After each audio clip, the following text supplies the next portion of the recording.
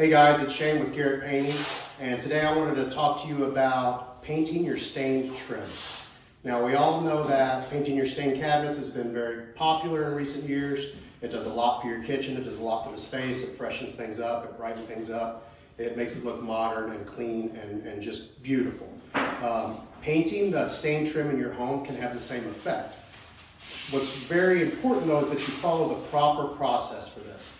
The first two steps of this process are the most important two steps. And I've seen professional painting companies paint trim packages at homes and not follow these steps, and the results are disastrous.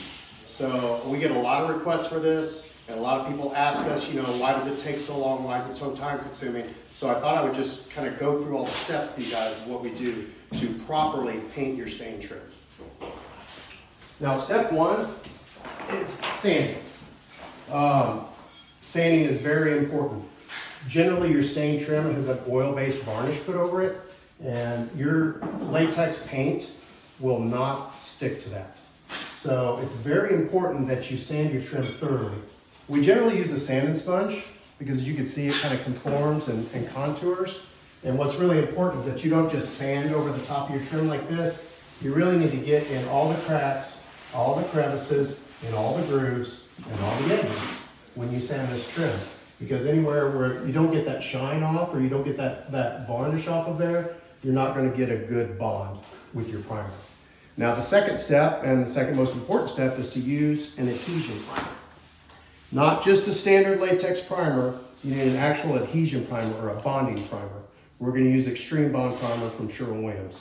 If you just try to use a standard latex primer, or if you try to put latex paint right over your stained trim, it's literally just going to peel off like skin and you'll ruin your whole trim package, and it's just a messy nightmare to deal with. So after you sand it, we put our primer on, and at that point we're kind of starting from a good base. So then we will go fill all the nail holes. Generally the nail holes have not been filled in a stained trim package, so we have to go through and fill all the nail holes. We have to sand it a second time so we make sure our primer coat's nice and slick, and then we dust everything, and then we have to caulk all the joints. So all these joints and all these cracks and all of these miters all have to be caulked, so you have a nice seamless trim package that looks professionally done.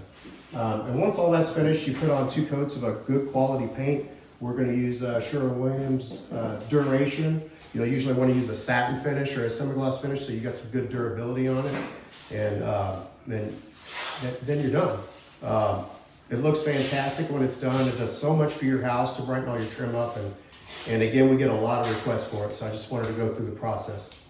So if you guys don't want to paint your own trim and you need a quote, you need some help with that, let us know. And let us know if you need help with any of your other painting projects. Just give us a call or go visit our website at garrettpainting.net. Thanks, guys.